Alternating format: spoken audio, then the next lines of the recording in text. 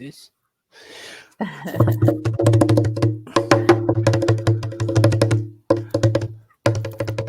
Geralyn Gendreau, what's up? How you doing? I'm great, Corey. Awesome.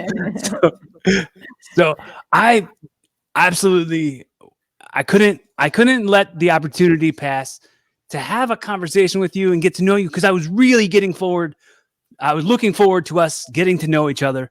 And I'm happy that just like we started a conversation maybe 15 minutes ago and we almost got lost in the time and in the conversation and didn't hit record or go forward with the show.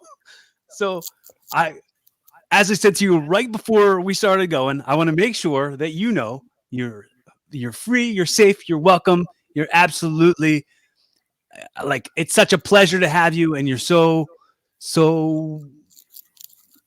treasured and safe in this moment. Oh, that's beautiful. Wow. I was wondering what was going to come off after this. So that was a good one. Thank you. So your story is great. It's so good. I mean, but I want to talk real quick before we get into that. We'll talk about the Jungle Gene. We'll talk about your new book. Just came out like a couple days ago. June 26th, just Okay. a week from Saturday. It's been less than a week. Wow. So you already popped up to like a top seller list? You know, it's an Amazon bestseller, which anybody who's in the publishing industry knows that's a marketing thing, but it does take sales. So we hit almost anybody can get Amazon bestseller if they have 25 friends. Funny enough, because it's sales on one day in one category, but we hit it in 26 categories across 4 countries. Wow. So I call that a slam dunk. Yeah, dude, totally. And then we did it again. That was on the soft launch. Then we did it again on Pub Date. So when you do it twice, Amazon really likes it. You get the favor of the algorithms. And this is your 4th book that you published? Or so I have been a ghostwriter and an editor for 20 years. So I've written a lot of books that do not have my name on them. And I've written several anthologies that do have my name on them. I've not written them. I've edited them. And one of my ghostwriting clients decided they actually wanted to put my name on the cover. So I'm a with author. But this is the first one that's just me, by me. It's a huge passion project. It's also got Gene's name on it, but that's because it's a biography. But I started writing this book with a piece of paper that had scenes I knew had to be in it. And that's where it started. And now it's like 300 and some pages. And I have to say it's my best work after 20 years of writing. Wow. I kind of know what I'm doing. So can I? Okay. So there's so many directions I kind of want to go in with you. And mostly I want to talk about the evolution. I want to talk about that, but I want to get to where the beginning of that was. Sure.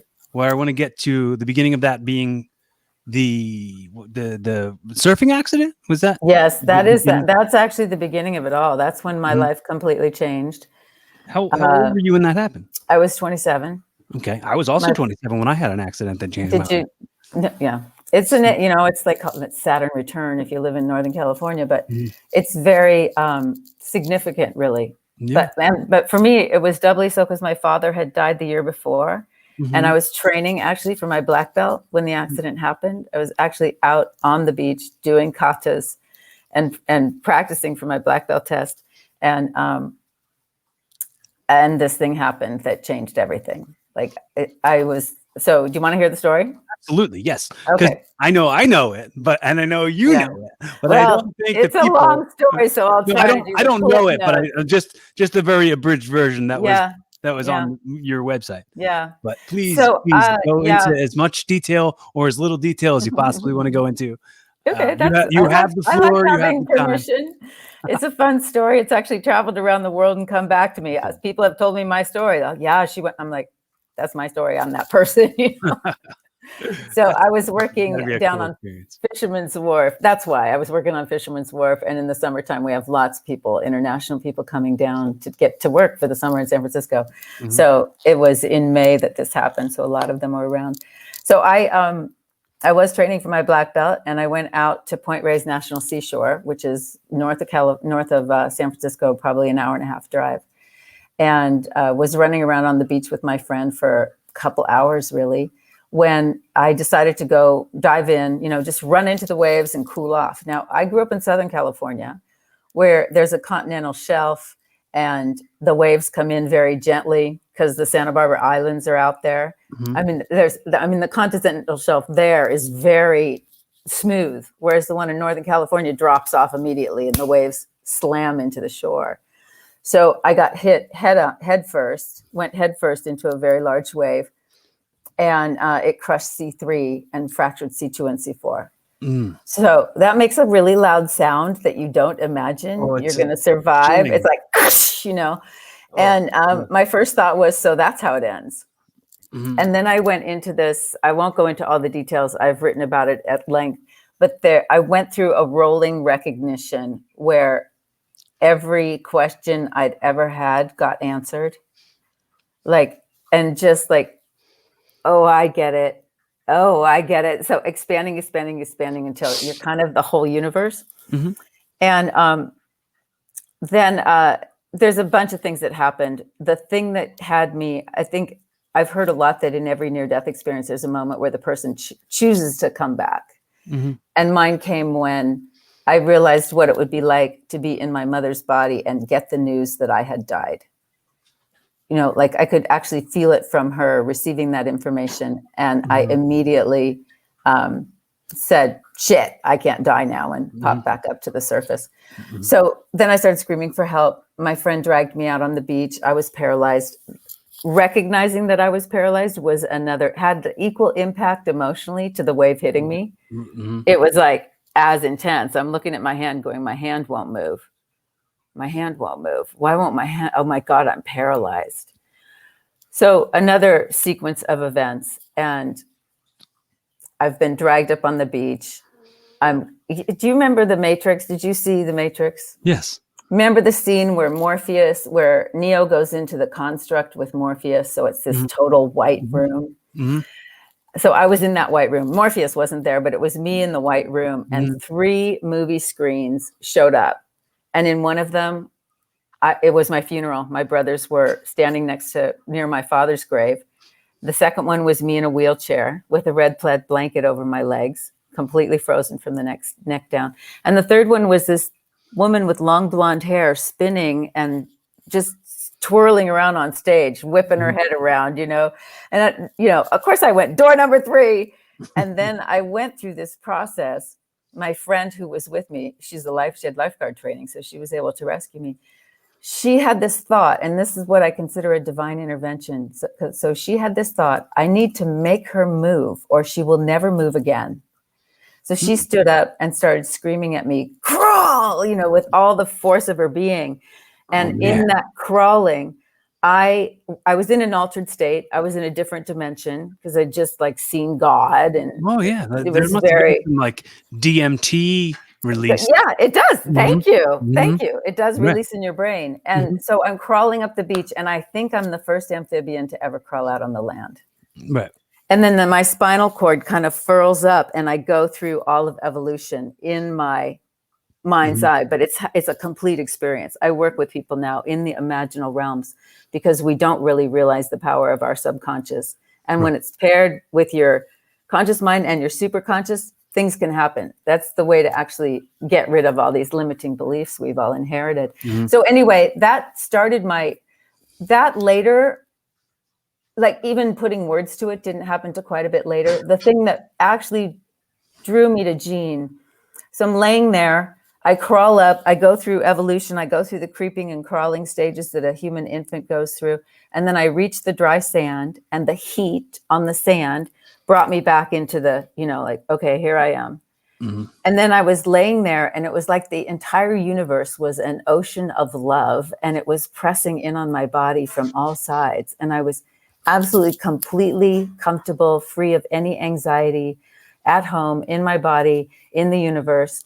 And I had this thought, I said, this is how I'm supposed to feel.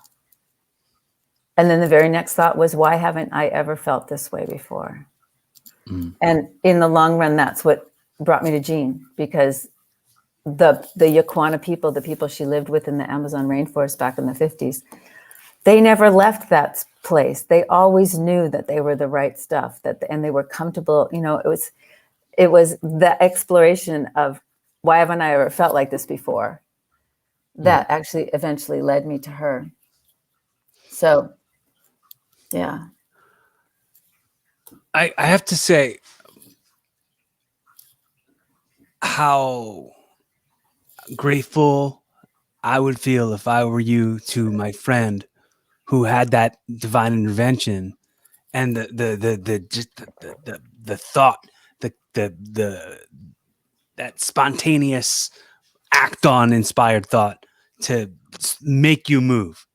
Like, wow, I'd have to say, like, I'd hope that you write her Christmas cards or something. Oh, I'm still friends with her 35 years later. You don't, I mean, gratitude doesn't even begin to capture it, you know. She saved my life, you know, and her saying, not only did she save my life, but she spared me the life. And that inspiration that she had, I would say it was the Word made flesh, you know, like, because I was in this altered state, and the word crawl, it like hit my tailbone, and my tailbone knew what to do. You know, it was this totally bizarre, phenomenal, but she is still in my life. I love her dearly. That's so good. Yeah. And when, like, so in that whole discovering Jean, I mean, did you already kind of know who she was? Was that something I didn't? You know, that was also an interesting, you know, everything's a journey in life. So I went to graduate school after that. You know, I was in a halo traction device, and I was on disability for like a year and a half, just recovering. They did surgery. You can see my lovely scar and the, you know, holes from the halo. So it was a long recovery, and I started graduate school. So that's when I did my marriage and family counseling degree. And I got out of school. While I was in school, I was working at Haight-Ashbury Psych Services and at Women's Alcoholism Center. Can I ask you to repeat that one more time, please? Yeah, Haight-Ashbury Psych Services. Okay. So you know Haight-Ashbury in San Francisco, very famous. I don't. Oh, really? Oh my God. But everybody's heard of Haight-Ashbury. Everybody who's listening was probably yelling at me for not knowing. But well, you know, it was very famous back in the 60s. When, well, you know, I wasn't alive yet. I know, but it's pretty famous. It's like where it all happened. It's where, you know, the dancing in the street and the huge concerts, the Grateful Dead, all that was happening right around the Haight. Call it the Haight.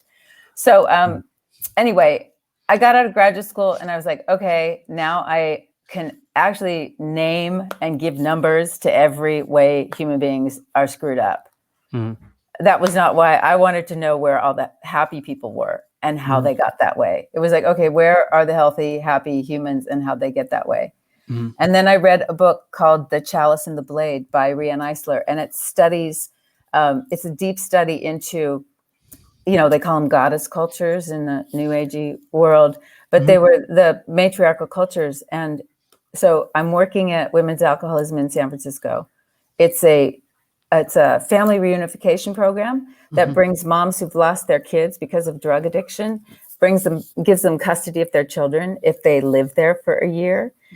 And there was a parenting manual, and I was like, I couldn't enforce it. It was so weird. The ways it just seemed very unnatural to me. Like they wouldn't even let these moms comfort their babies when they were crying. Like really strange. Let them cry it out. I didn't know what was right, but I knew that was wrong. So I was talking to a friend about it, and I was like, I don't know. I think I need to get a time machine and travel back to those times and see what their parenting manual said. Right. And she said, it seems like they're not breaking a chain that needs to be broken. Exactly. That's what the continuum is. It's like a chain. It's a chain of evolution that. So let me finish this last piece. Please. So my friend says, oh, you don't need a time machine. Just read this book. And she hands me the continuum concept. So that's how I discovered Jean. And then I went to a lecture she was giving in San Francisco and made myself her personal assistant, and the rest is history. But the evolutionary piece was always so. Let me just say briefly what the continuum is, because it helps people to get a sense. It is actually the biological evolutionary continuum of innate expectations. So like you said, the chain of events that brought us to where we are means our body has certain expectations. Like your lungs are an expectation of air. Your skin, the way the skin is an expectation of temperature changes. It has all these ways to handle it. So, and your body, as helpless as it is when you're first born, is an expectation of arms holding you close to it, sleeping close, all of that. Like, infants in Bali they have a ceremony when the child is 6 months old and touches the ground for the first time. Wow. So they're always holding them. Jean coined the term the in arms phase. So if you think about it this way, this is the best way to explain it. Humans are the most helpless when we're born. If you watch another mammal, like a horse or a cow, they give birth. And the colt gets up and gets on its legs immediately and starts, kind of struggling to get around. Human infant would not only not be able to walk, can't feed itself. And that's because when we became upright mammals, the pelvis shrinks. So the woman has to give birth to the baby prematurely. And we don't have a pouch like a marsupial, right. So because we don't have a pouch, but we have opposable thumbs and we know how to make tools. So they just made a sling, tied the baby, and this is how the treatment we expected, because it's what happened to us over 7 million years of hominid evolution. Other mammals don't put their babies in the crib in the other room or have make a nest for the babies over here. They're all close. They know, and they stay warm, and that's how they survive. So there you go. The background on the continuum. So how did she receive meeting you and all of that? Like, how did you, when your friend gave you that book and you had read through it, and like, when you read the continuum for the first time, you had a feeling of like, I must now not only apply this, but have to approach this somehow. I have to make this a part of my life. And that's kind of, did that then motivate you to speak to her at one of the, totally. One of the lectures? I was so, I cried all after, I read that book and I was just like weeping because it made so much sense to me. And so back in those days, we didn't have Google. So I was trying to track her down. The copy of the Continuum Concept I had was, said she lived in London, because she did live there for many years. So I wrote to her publisher and they wrote back and said, oh, she's living in Northern California on a houseboat in Sausalito. And she's got a lecture, by the way, in Pacific Heights, San Francisco, whatever date it was. Wow. So I went, I showed up, I went with my then Swedish boyfriend and, talked to her afterwards. And she invited me to meet her for tea. Now, the thing about Jean and our first meeting was very telling. And it's actually also a subplot in this book. Because the first day we met, so we have lunch at the depot in downtown Mill Valley. And she says to me at some point in the conversation, she says, Pussycat, there's something I always do to push people away. I don't know what it is. Promise me you won't leave me. Just tell me what it is I do. And she said, do you know who Gloria Steinem is? You don't know Haight Street and you don't know Gloria Steinem. Oh my God, I am so dating myself here. Gloria Steinem was she's in her 80s now, and she was one of the first big feminists to come out. She wrote a book called Revolution Within. She started Ms. Magazine. So she was one of the very early icons of that movement. Wow. And she and Jean were friends. And she said to me that day, I ruined my friendship with Gloria Steinem and I don't know what I did. Just promise me you'll tell me what I did. So that became a thread through our entire relationship. And I won't really go into it because it is one of the subplots in the book. And it has kind of put me onto this, I guess you could call it, investigation into how we all do tend to do that. Almost everybody I know has some little way that they shoot themselves in the foot over and over and over again. And everybody around them knows it, but they don't know it themselves. Yeah. So it's an interesting thing. And I've done a very deep investigation into it. That's really my whole work at this point is. Would you Would you think it was too weird for me to ask you if you've noticed what any of those things of yours are? Oh, That totally. I mean, you can't do that work with somebody else.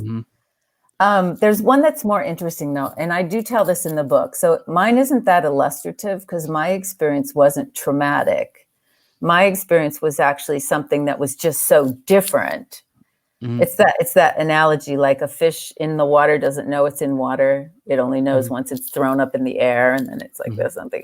So mine wasn't that traumatic, but I'll share the experience that someone else had. Boy, there's so much backstory I want to fill in, but I'll just tell you this one person's experience when he discovered his blind spot. So he was 6 or 7 years old, living in San Francisco, and young kid, never been in trouble. Maybe he was more like 5. I think it was maybe 5. So he's out in the backyard and he's playing around by himself, and none of his friends are showing out. And this is when San Francisco, there were big lots between houses. So he's out there and he finds this hex nut in the ground, and he's never, a big hex nut that's heavy. It's probably 5 or 6 pounds, and he'd never seen one before. So he starts throwing it around and he's just having fun, like throwing it up. Wow. It thumps. And so he's going through this, and eventually he throws it at the house, and he's like, well, that's not a good idea. There's some chip. And then he decides that he throws it really, really high, and it goes over the fence, and it hits a little girl in the head. So she's screaming, she's bleeding. This is a severe trauma, not only because it happened and nothing like that had ever happened before, but because then he gets hauled upstairs, and all the parents in the neighborhood are huddled in this small kitchen, telling him he's bad, like blaming him, pointing fingers at him, angry that he did this. And he's like, he could not speak. And he completely withdrew into himself. He was mad at his mother because she didn't defend him. And so when he came to look at this blind spot work, he didn't work with me. He worked with the person that I learned how to work with it with.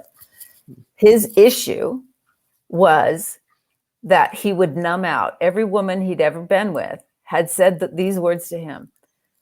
I mean nothing to you. Like in the middle of a fight, they would say, it feels like I mean nothing to you. So sure enough, this tracks back to that moment when all these people are yelling at him, and particularly his mom is not coming to his aid. In his being, he made everybody mean nothing to him. And when he said that out loud, you mean nothing to me, suddenly he could connect the dots. So there's a way so I had my experience wasn't traumatic like that, like I said, and it's in the book, you can read about it. But my blind spot and I call it the machine, my machinery was always, I'm out of here. I had a disappearing act. He had a shut down distance act. He was one of those people that pushed people away in a very different way than Gene did. He pushed away by shutting down completely. So does that make sense? It does. Yeah, it absolutely does. Because I see that similar quality in myself. For sure. I wondered when you were formulating your question, I thought, oh God, he's not going to ask me if I've seen his blind spot, is he? No, but I now that you've wondered that, I'm wondering if you have. Actually, no. It would take a while. I'd have to know you better, and in particular, see you under stress, because these things really happen when we're stressed, and it is because when we're very young. And we do something to protect ourselves, and it works. Especially the very first time you have something like that happen. Like this kid had his only other memory. It's usually related to your earliest memory. His only other memory was the time he had a new brother, and his mother gave him $1 to go downstairs and get bread at the corner store. That had never happened before. So, and it was so different. That's what tags something for long-term memory. Right. Because it was one of those fish out of water moments. Yeah. It's a fish out of water moment. So now I lost my train of thought. So the long period of time, is that what we were saying? stress, Oh, yes. So when an early event like that, you actually, so I always say it like it lays down the cornerstone of the negative ego. So it's the part of you that can't cope with what's going on. So you develop a coping mechanism. It's like you actually shut down because it's too much information. Oh, I've never connected these dots before. The first time I jumped out of an airplane, they warn you. So I did a static line because in those days there wasn't this whole thing. Now you can do a tandem jump, your first jump out. So you actually free fall. But we used to have to jump out with a group of people. Yeah, well, no, it's you go with a jump master. So these days, if you go to a jump center, you're going to be teamed up. I think there's some places you can still do a static line jump, but the standard way is you go and you actually get strapped by the hips, this metal thing, and you're totally strapped onto the jump master, the very experienced diver. So you go out the window with them and you free fall. But with a static line, you're going out alone, but it's not up to you to pull the ripcord because it's connected to the plane. So when you separate from the plane, your canopy opens. And the reason they do that is because you go into sensory overload. Because this is all new information, you know. Oh, yeah, there's no way to relate. You can't relate, and your brain literally goes blank for about 5 seconds. Panic, yeah. I lost 5 seconds. It's not even panic. It's literally everything just shorts out. Yeah, you know? similar to a panic, sort of. Yeah. It's, what's the word that I heard yesterday? And I laughed and I said, we don't use that word enough. But it was a calamity. It'll come to you. Calamity. Well, yeah. It's overwhelming to the senses. Yeah. So these experiences, like, let's take this. He's sitting on the kitchen table and all these people are yelling at him, pointing fingers at him. He can't talk. He can't explain himself. He can't even say, I didn't mean to do it. Because by now he's gone further and further behind this wall. And so because all this is like jumping out of the airplane, having all these things happen, it's all coming at him. He's overwhelmed. Sensory overload. It is a kind of sensory overload. Difficult to orient to that. He figures out some way to handle it, which is to make people not mean anything to him in that moment. So that when he gets stressed in future incidences in his life, that's what he does. Right. And it's a harder time to have somebody hurt you when you already don't care about their existence. Exactly. That's the protective device. It's like, okay, you can't get me back here. Right. You can be as mad as you want, but you mean nothing to me. So that's how I protect myself. Good observation. I mean, it's a strange thing for that device to arrive in a 5-year-old, but I mean, I get it. I fully get it.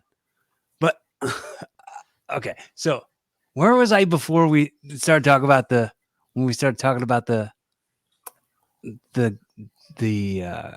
flow? Yeah. Oh, you asked how I got to Jean. Okay.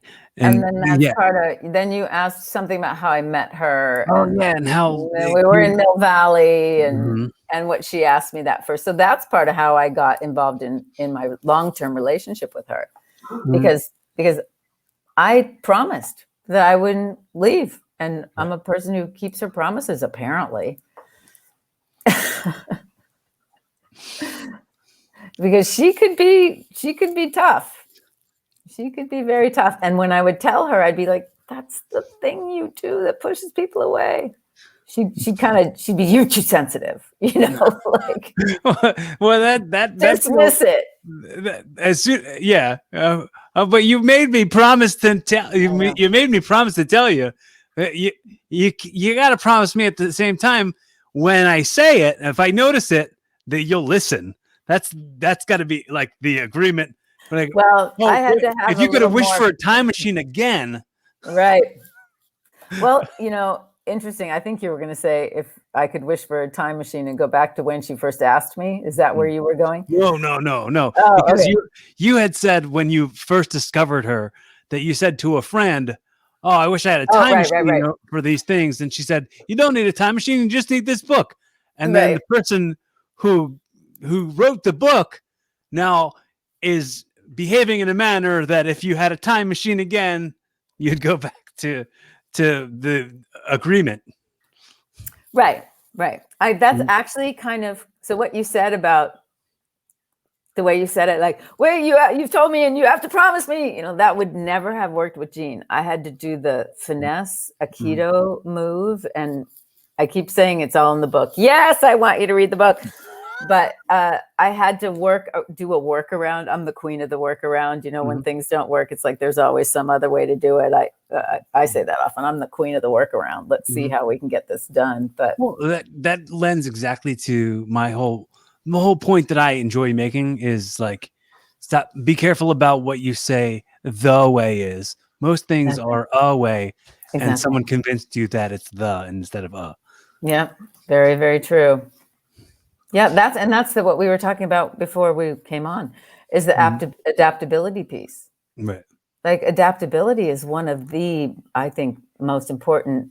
Adaptability, resilience. These are the things these are really, really valuable. I guess they're skills. I don't think they're characteristics. Attributes. They're skills, yeah. Qualities, but they're developed, Right. They're developed not over something time. you're just born with having. It's something that you learn. You learn through hardship and heartbreak. Yeah, exactly. A thing I constantly say is, show me somebody who's never had a struggle, and I'll show you somebody who's never lived, or who's really boring. Yeah, they don't have anything interesting about them. Like, well, what do you bring to the table? Yeah. Somebody who's never had struggles. What do you bring to the table? Somebody with no life experience. Yeah. Yeah. Good point. It's true. It makes us interesting. All our bumps and bruises and, quirks. Character damage. Exactly. Yes. Yeah. Character comes from damage. Yeah. Well, okay. I do. Well, I always make this comparison to like how important experience is. Remember the video game Super Mario Brothers? Right. Do you remember Haight-Ashbury? No, different universe. Right. The original Nintendo, Super Mario Brothers. I remember Pac-Man. I have never had a Nintendo in my hands in my entire life. Well, in the beginning of the video game, there's one guy there, and the first time you play the game, that guy always kills you. Oh, okay. Then you get a second time, and you always know to get right out of that way of that guy. And I look at that as a way for like experience to be valuable in your life. So like I look at things like the second chances on a video game. Yeah. But I think I followed you. Adaptability. Yeah. Well, and that's what evolution does. That's how we shape what we are, is we adapt to the circumstances. I mean, and growth hopefully comes like that's pretty frequent in any evolving story is growth and kind of sharing it and getting, showing people that it can be different than what they've been convinced that it can be. Yeah. And, having, hopefully they do the same thing. And then the people they showed can show somebody else and so on and so forth and what have you. Well, you're talking about the structure of all stories. Joseph Campbell, The Hero's Journey, like every one, it's like there's a gauntlet thrown down. There's some challenge to overcome. If you look at movies, they all have that as the foundation. So it doesn't surprise me that it's in video games. And what is it called? The thing that you talked about? Super Mario? Yeah. Yeah. Well, that was like 30 years ago, that game. But I remember I was just a little kid when that came out. But I remember dying on the first time I played it every single time. Are you a gamer? Are you still a gamer? No, I suck at games. Oh, really? I love video games. I think they're great. But the thing is, I suck at them. So that might be a good thing. The second I go to play them, And people go, oh, you just got to stay with it. You got to keep playing. I'm like, yeah, but if I stay with it and I lose and I spend the whole entire day losing, I feel like I lost a day of productivity. I could have been doing anything that was valuable, or, adding some knowledge to my life or some value to other people's lives. I'm not doing that by continuing to. You're a wise man. You know where there's a dead end rabbit hole when you see one. Right. There are any number of things I don't do for exactly that reason. Mm-hmm. Wow. Yeah. Well, that's probably why you never owned a Nintendo. I don't know. So how did you recover from the being paralyzed? So it was interesting because I actually think that it's quite possible that I could have been paralyzed if it hadn't been for that experience. Mm-hmm. Now, there's some debate about this. Mm-hmm. One explanation is that my spinal cord was shocked, not broken. Mm-hmm. But it was a severe enough break that when my chiropractor looked at that, it's such a long story, but I went to the chiropractor before I went to the hospital. Mm-hmm. And she took an X-ray. And she told me many years later that when she looked at my X-ray, she threw up. It freaked her out that much. So when I went to... It was like jumping out of an airplane. It was a sensory overload for her. Yeah, well, maybe. Well, I don't know. It's probably a little different. It's like retching from your stomach instead of from your brain. Mm-hmm. But then I went to Children's Hospital in San Francisco, and Dr. Livornia looked at the X-ray, and then he looked at me and he said, "You can't possibly be walking." So I choose to think that it was a miracle, and that the evolution, the going through my spinal cord, actually allowed the nervous system connections to hook up. It turns out, this is an interesting coincidence. There was a woman named Emily Comrade Daoud who developed a bodywork system, like Feldenkrais or some of those other things, called continuum work. Mm-hmm. People often, when they hear the continuum concept, and they say, "Oh, is that bodywork, or is that Emily?" And I'm like, no, it's a different, but there's a similarity in that it refers to this evolutionary trajectory or chain, you called it. So, and what she started doing, she started working with people who were paralyzed. Those were her first clients. So there was some way that she understood that this intrinsic movement, this like natural way, if you think about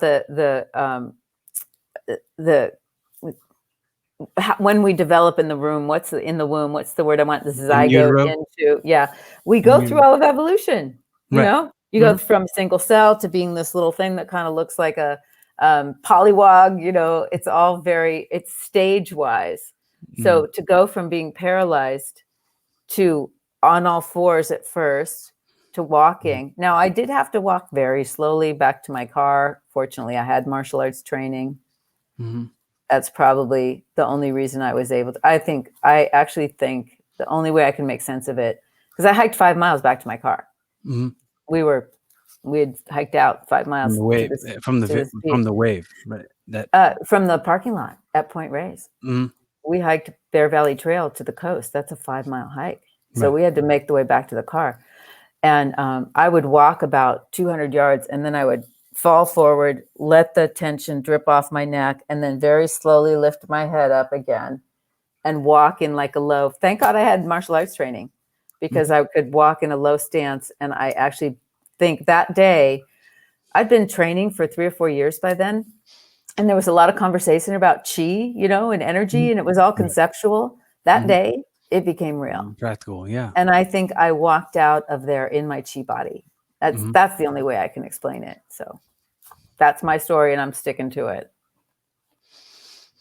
That's cool. I wouldn't ask you to stray from your story. I absolutely want just your story and nothing but your story. So I bet you. I mean, I don't know for sure because I didn't look it up, but I bet you lots of people have probably wanted you on their podcasts, and you've probably been on a bunch of podcasts now. And I wanted to make sure I didn't go ahead and ask you all the same questions you get asked every time you're on any other show. So if if you could, what is the most common question you get asked when you get on people's podcasts? Well, these days, because Jungle Gene is the thing, is they want to know what the continuum concept is. Mhm. You know, I mean, actually, you're only my fifth. Okay. I am kind of new at this. Okay. It's because I discovered Podmatch. Mhm. Like I was like, now this makes it fun. Mhm. There's another platform that does not make it fun. And I'm like you. It's like, if I suck at this, I'm not going to do it. But Podmatch, I got good at it really quick. And I've never been on a dating site, so go figure. But I'm a writer and I know how to approach people. So it has been fun. I've got like 12 or 24 booked, 12 to 24. It goes up and down because people don't confirm on that. It's weird. They need to get that together. But so people ask me about the continuum concept. Right.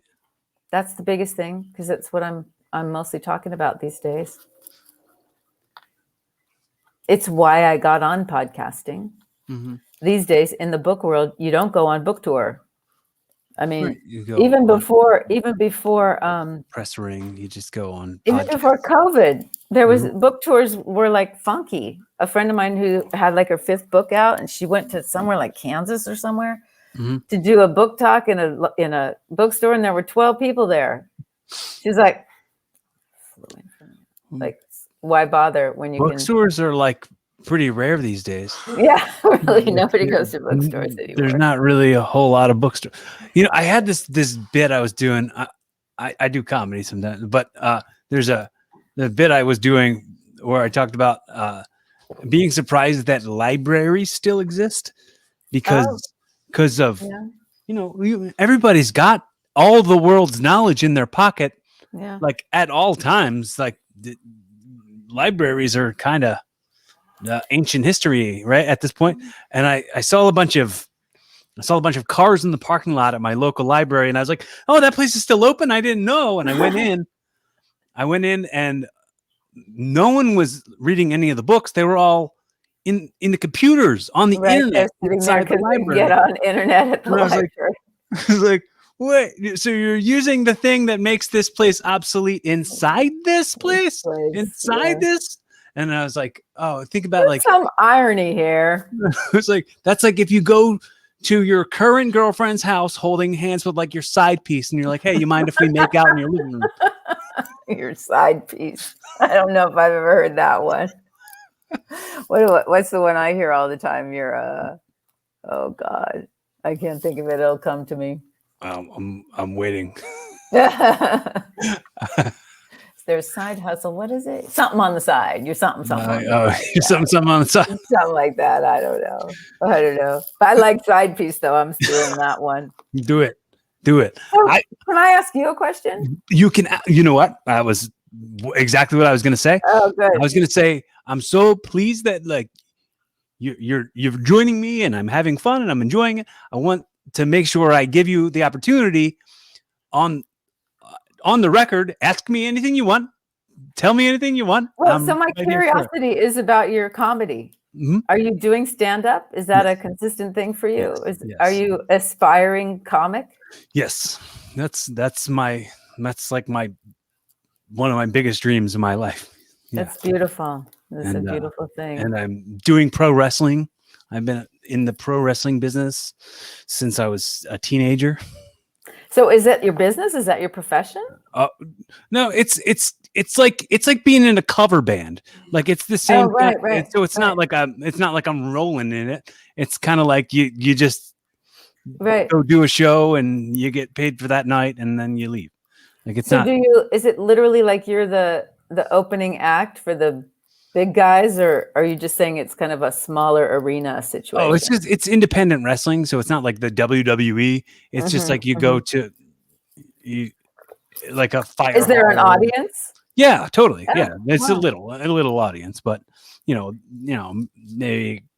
maybe 50 people, 100 people, a couple hundred people.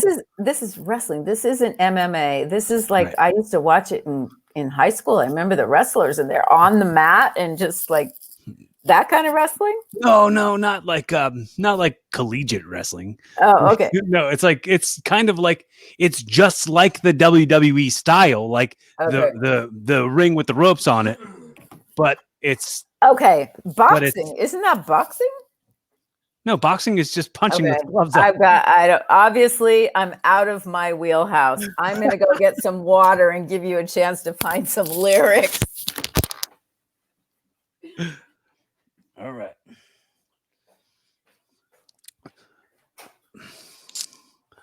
I was thinking about this song Don't Go Chasing Waterfalls by TLC. And in the song, there's a part in the storytelling where she says, his health is fading and he doesn't know why. 3 letters took him to his final resting place. I don't know about you, but I've never been super positive about what those 3 letters were. Hello, you're back. There we are. Welcome. I have to say, I haven't had this much fun on a podcast. Oh, that's before. awesome. That's awesome. I was kind of in the back of my head hoping that you were feeling that way. But well, it's just I like how kind of wild and crazy you are. Thanks. Well,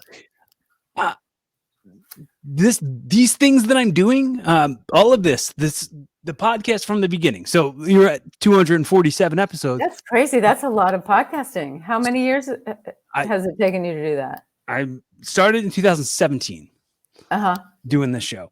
So I think since I started doing it, I've gotten to know me more through doing this. So the whole part of me, like calling it evolving with Corey Castle, it's less about how my name's on it because I'm the host, but it's more like you're watching me become who I want to be or becoming better versions of myself. Like if you were to try, I haven't done it, but if I were to go back and try to listen to the early episodes and compare them as the time goes on to like how much I've learned about who I am and this being kind of, I don't want to not say it, but I do want to say kind of the thing I was made to do, the conversations and the messages and the quality of life that I kind of display, and I don't want to even say advice because it's just that I'm speaking about how I feel. Yeah. And my experiences hopefully would get me closer to evolving to where I'd want to be. Well, what I'm hearing is that it's like it's truing you up. It's bringing you closer and closer to who you are because you have this challenge and you take it on a regular basis, and it just gets you closer to the truth of who you are. Do you know what you said earlier that made me think of it? Because I always wanted to write a book. I always wanted to write an autobiography about my life and my life story and how unique it was, how unique it's been, how unique it is. And I'd always think about how there might be things that I might say in the book that I won't agree with in 5 years. Because I'm always changing. I can relate. Right? There's going to be a time when I've had this thing published, this work that's going to outlive me, and in 5 years, something I said might have hurt somebody's feelings, and then they come to me and they go, "Hey, you said this in the book. What did you mean by that? You hurt my feelings in saying that." And I'm like, "Oh, that's how I used to feel when that came out, but I don't feel that way anymore."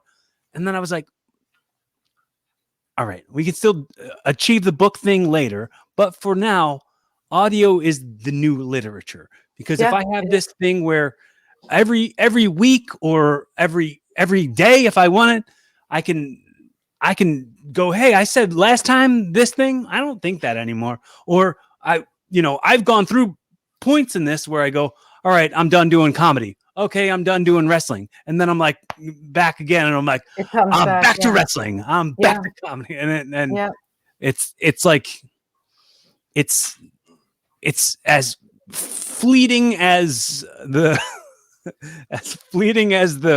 wind blowing through the trees. And hopefully I can wrangle it back and make something good out of it. And honestly, I love to be able to say that I'm offering at least that when you're done doing this episode, you'll go, hey, that was the funnest podcast I ever did. Or that was I mean, I don't have tons else to offer. I'm not going to give you a humongous spike in your book sales from my audience, but at least you can. You're not? Maybe. That's the deal. We should have, if we could go back in time, if we could go travel back to before we ever started doing this thing. There was no agreement in that way. Yeah. But yeah, I just would hope that,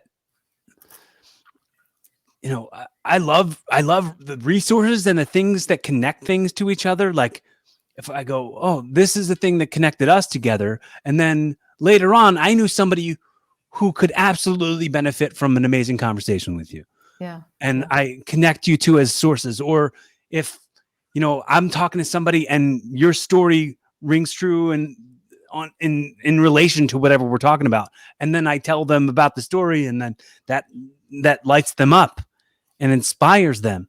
And that's why I hope whoever is hearing or listening to your journey is going, you know what? I mean, that really like lights a fire under me. That makes me really want to accomplish my goals. Yeah. So like the same when it came to, like, we were talking about being 27 and that being the moment where it was almost all done. It was like going back to the in utero thing. I had some veins that didn't form correctly in my brain. And when I was 27, I had a grand mal seizure that I was taking a shower at the time, and I fell through the shower curtain and broke the toilet. But as I was falling, the curtain itself wrapped itself around my face, and I fell and I was seizing and suffocating at the same time. Wow, you lived through that. Mm-hmm. And the thing, right back to what you said, the divine, divine intervention was. It was like a Thursday. It was a Thursday. Normally on Thursdays, my mom had a part-time job that she would work. My sister was in school. And I was living with them at the time.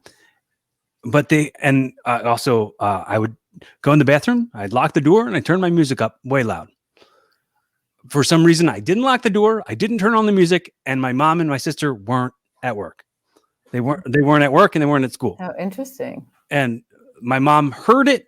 My mom banged on the door, came in, saved my life, pulled the curtain off my face, and then they choppered me to University of Pennsylvania. And later in the month, I had a craniotomy. They fixed the AVM in the front of, and it was over here. Mm-hmm. See, if this is see how my forehead kind of dips in a little bit right there. Like yeah. That's they had to and that they did a really good job with saving all my hair. My hair is great, but you have a nice hairline, that's for sure. But you're young. You're young. So thank you. So they cut me from this ear all the way up over here. Oh wow! Right up the top here, and they peeled my face down. You didn't need to go there. But the point of me, you know what? They had to go here and peel this. So we've both had gross parts of our upper body peeled aside for surgical interventions. The reason I was only saying that was because when they peeled the face off, the fat deposits didn't return in my forehead right here. And I'm like, if that's the only complaint I have, and I got to return to all my physical activities, I got to return to doing everything. And not only that, I got to be better at all that stuff than I ever was. I am so with you on that. I have nothing. I can do like extreme yoga. Nobody with what I had should be walking Right. and being able to do extreme yoga. It's Mhm. crazy. We're like both blessed with, Survivors. I think divine intervention is a good way for you to frame what happened to you, that your mom, that they were home. So yeah, that's amazing. But That's quite a story. going back, you talking about your learning to walk again and all that stuff. They pitched to me that there was a good chance that they might have to keep me for longer in the hospital for rehabilitation. And they Yeah. said that you might have to learn to read and write and walk and talk all over again. Uh-huh. As soon as I heard that, I said, I'll be home in a week. Uh-huh. And I didn't even hear it. I didn't hear it because I was already in the mindset of returning to all my activities. Yeah. I had a similar experience when the neurologist came to see me in the hospital, and he said to me, he's like, "What do you do?" I said, "I'm a bartender but I'm a martial artist." And he looked at me and goes, "Well, you'll never do that again." Mm-hmm. I looked at him and I said, "You do not know who you're talking to, do you?" Mm-hmm. Like that was not going to stick. That there was no sticking with that one. So we both had that, like, knowing that, yeah, nah. But you were how old? You were like, I was 27. You were 27 when this happened? Yeah, that was 10 years ago. Mm-hmm. So did they not know you had this whatever malfunction? No. In the research that I did, it said that 128,000 Americans have it, and only 32,000 Americans ever find out about it while they're alive. Oh, how interesting! How interesting! But it's Ricardo Montalban. You know who that is? Actually, he's an actor, right? Right. Yeah. He had AVM in his back, and that was like what wheelchair bound him in his older age. But mine was a cranial. But also, there's a couple football players. Mike Patterson from the Giants and the Eagles. He had one on the day before me. The same exact, like the day before, the same exact thing happened to him. And he was on the Philadelphia Eagles at the time. He collapsed on the practice field. I'm in Philadelphia, and it happened to me the following day, the exact same thing. Wow. It just cracked me up. And then, not cracked me up, but I mean, it tripped me out that it was like, oh, only this many people have them, but two of the same people in the same city, like just a day apart. Oh, a day apart. Yeah. Yeah. Oh. And then the actor comedian TJ Wilson had it as well. He was in like Transformers and Yogi and a bunch of. I think he was in Deadpool as well. But he had the exact same thing. But I think the year before me. So it's interesting because I look at those people, and I look at a lot of people who like survive things like this, like as inspirations for me to like go through and just like put this thing behind me. Yeah. And I said this on this show a few times. So if the listeners, you've heard this before, bear with me. You'll hear it 9 million more times. Do you think that's part of why you started doing podcasting? Was that something that pushed you to make a change, or am I making that up? No, I mean, I totally get where you're going with that. I totally understand that. I think that, well, how old are you now? I'm 37. Oh, okay. Never mind. That was a long time ago. Yeah. Well, I mean, I'm not sure it would be associated, but anyway.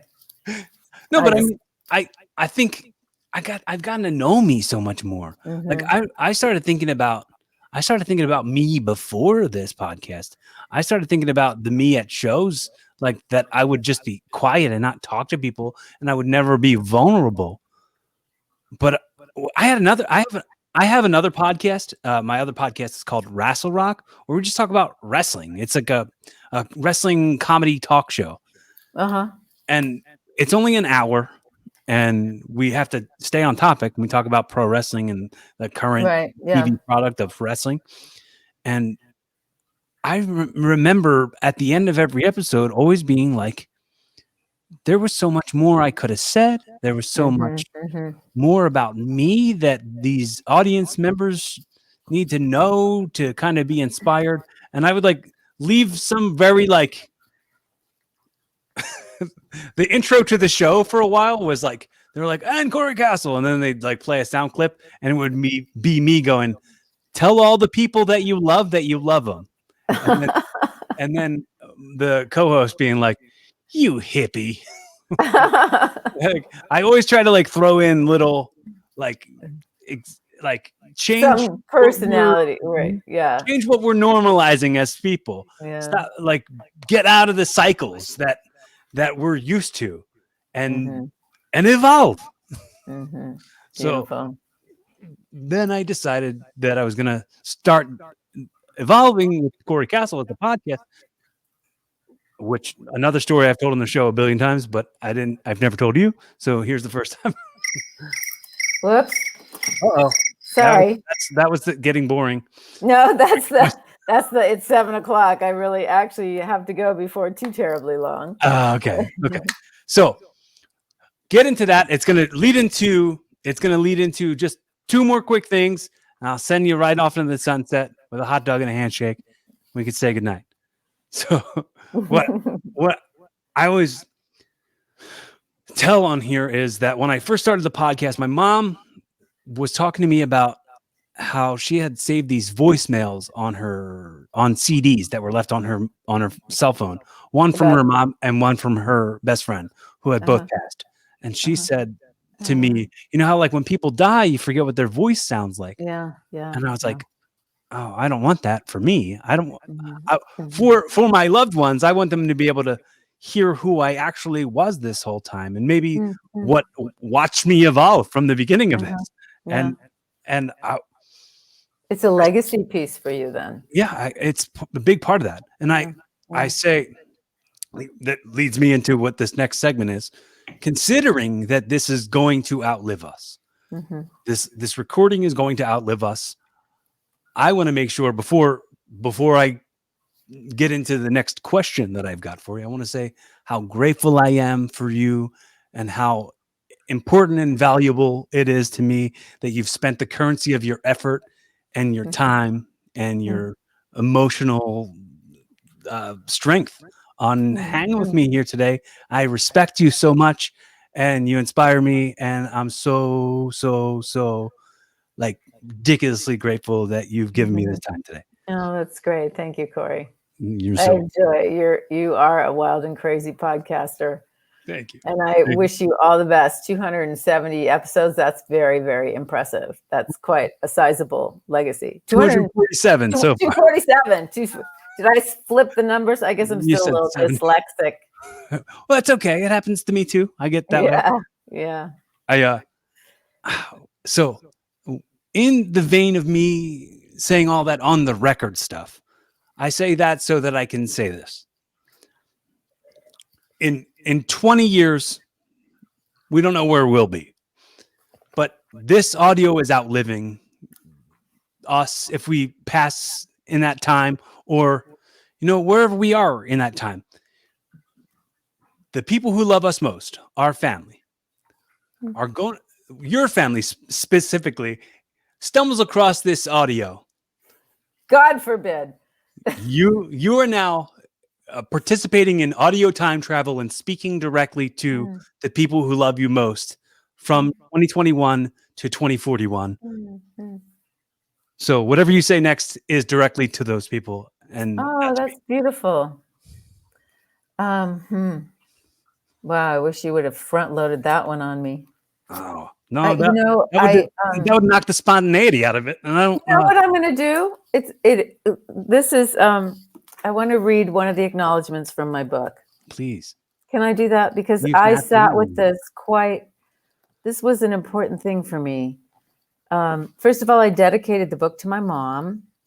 And what I said was, to my mother, whose love and support carried me through the rough patches when I nearly lost faith in myself, which is really true. So I said something about her, here, and also about my brothers. I have 3 brothers, no sisters. So naturally I was a tomboy. That's about the author. I'm looking for the acknowledgments. Oh, here it is. So My heart is so full of love for all those who showed up to support me and, when necessary, push me to bring this project to fruition. I want to thank a number of people individually, foremost among them my mother, Geralyn Gendreau, who, where would I be without you if it wasn't for your strength of heart, Mom? I won't go on about the others, but I'm going to jump to the end. And this is, lastly, to my 3 brothers, Greg, Robert, and Paul, for being there through it all and for spawning our beautiful extended family. So they, my brothers all had children. And so I have like 7 nieces and nephews. So even though I wasn't a mom, I get to be an aunt. And that is a very, very special part of my life. But mostly I feel like this book, Jungle Gene, is a gift to humanity because it really is about how human nature can work successfully. So I'm going to do my little commercial before we say goodbye. No, there's just, I have one more thing, and then you can absolutely commercial it up. And I'll even jump off the screen so you can. Oh, no. I don't want to have the screen all to myself. So, please. Hypothetically, at this point, I'm going to tell you one, you should absolutely have your own podcast. You have a message and you have a voice, you have a perspective that not anybody I've ever met has. Mm-hmm. So when you start your podcast, absolutely talk to me. I would love to be a resource for you in any way if that's something you'd ever be inspired to do. Wow, I might actually call you soon about this. I love this thing you put me on, StreamYard. Mm-hmm. But I often need somebody. I don't like to read instructions. I like somebody to tell me what to do. I don't always follow it. I don't always do what I'm told to do. But when I ask somebody to tell me what to do, I do. It's pretty simple. It's really simple, actually.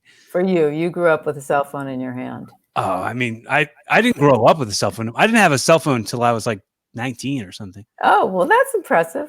I didn't have one till I was, it was 2000. So I'm not going to date myself. I've done enough of that. Anyway. So did you want to say one more thing? And then my commercial is over. It's just buy my book, read it. It will change your life. And, I'm not kidding. This story reveals things that very few people understand until they receive it in a story form. So anyway, that's my commercial. Hypothetically, I've gifted you this show. So this has been your first episode of your podcast, Evolving, with Geralyn Gendreau. There you go. That's close. That's close. I thought about doing a podcast and then I got talked out of it. Maybe later. There's a lot to do. There's a lot of production. Somebody said, why do it? Why not just use other people's production? I thought that's a really good idea. I just have to show up and be a guest instead of trying to build an audience, tap into other people's audience. That was my rationale anyway. You don't have to rely on anybody else at all when you do it yourself. Also, don't let anybody tell you or convince you to not do something that you feel called to do. It wasn't like that. It was, I have a lot of advisors and, I trust them to give me input. I don't take all of it, but if it rings true, that was like, oh my God, thank you for taking that off my to-do list. I mean, it's enough to learn how to produce a book, Anyway, let's not go there. So similar to a Jerry Springer's final thought on your pilot episode of your podcast, Evolving. What is the major takeaways and the life lessons and the inspiration to evolve to a better version of yourself tomorrow? I would say that the number one takeaway for me of this book and of what I'm up to is for people to understand at a very deep level, there's a revolutionary idea that joy is actually our natural state. That's what I experienced on the beach. That's how these people lived. There's story after story after story in here that will break through the trance that we live in, that life is difficult. Like when human nature works successfully, life's a party, a celebration all the time. There are several stories in here of the indigenous people going through things that we would consider at the bottom of the scale of well-being, and they are having a great time. So I'll leave you with that. Like, pain and suffering is an interpretation. You can learn to let it go and live in a state of love and joy. I'm not there 100% of the time, but a heck of a lot more than I used to. It's work. It's Yeah. work. It's work to be positive, and especially when you're surrounded by people who aren't lit up by your positivity, because some people are so lacking that they want to dim your shine and convince you that you shouldn't be happy over stuff. But Yeah. yeah, shine on, dude. I want to make sure you know by the end of this night, which, you know, we're wrapping it up right now, but I want to make sure you know, and anybody listening knows, that I'm happy to be your friend. So if you ever need to call a friend and just talk about some stuff, just need some judgment-free conversation, I'm happy to be that resource. I'm always here for you. Anybody listening, I'm not a hard person to get a hold of. If this is your first time checking out Evolving with Corey Castle, go back and check out the other 246 episodes. And, you know, write me. Tell me what you think of them. I'm going to respond to you. I read everything. I'm not too big of a deal to make new friends. Beautiful. Well, I do have you on my phone. Yes. You're one of the people that gave me. I was so glad to have your text today and say, hey, can we push this out 15 minutes? That was great. I'm actually going to require that people give me their phone number from now on. Like, awesome. Really? Change the way we do I'm going to show up on your show. I either want to talk to you or your producer sometime beforehand. Anyway, I am very grateful for this. It was fun. Me too. And thank you. And I guess that's it. We say goodbye. Yeah. Well, I say normally. Okay. You do your closing. I usually say the whole be fun, have safe, keep evolving. But you can say it with me if you want. I will. Okay. Be fun. Be fun. Oh, I thought it was be safe. What? You reversed it. Be fun, have safe. Be fun, have safe, or oh, okay. Be fun, have safe. Have safe. Keep evolving. Keep evolving.